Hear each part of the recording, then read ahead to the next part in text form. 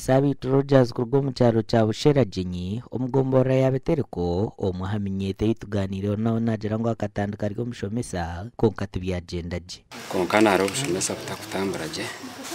nasara munazo mu kintu cya bukarya ingasi ukurise no kuhinga so muri evyo bintu mwagura karya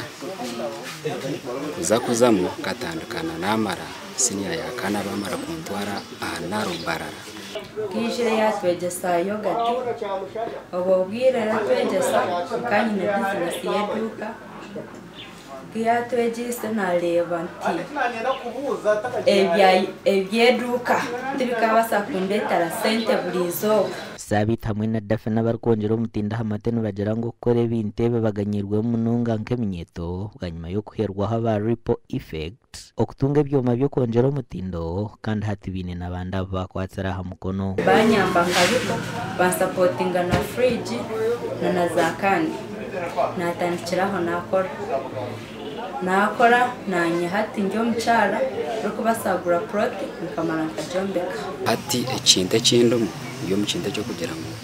mpinge kandi ndise so ateriente yanje ni pereza amasha ngateko mu mwana rwanje tekano mu rutoke rwanje ndarakanga yiningaci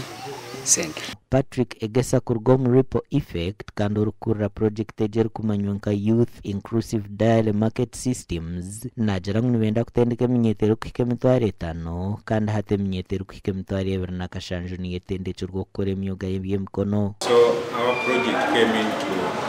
to encourage young people to join the dairy value chain, because if you look at statistics, dairy value chain is mainly the old folks. In the dairy value chain, you don't have to have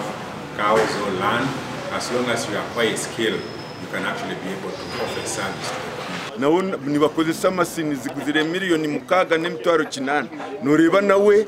nayehimbisa obulisa bwente kandi no atugizire naza gurente zindi habo kuba hati nareba ni cyanguha kuziha emere esazirwe ecyuma kandi yatayiroho nakafamu k'obunyansi twayika hano twariba bibagaba aba mahoteli babaha ebikorero mu hoteli abakora habyamatega ari basa babahazikani babahaza fridge nebindi project eje katanduko mwaka gw'2022 kandi genderire kwere mnyetero kwike mitwaro mukaga 13 mu district mwenda omuchanga cha South Western Uganda amakuraga gashakwa na Good Fatma.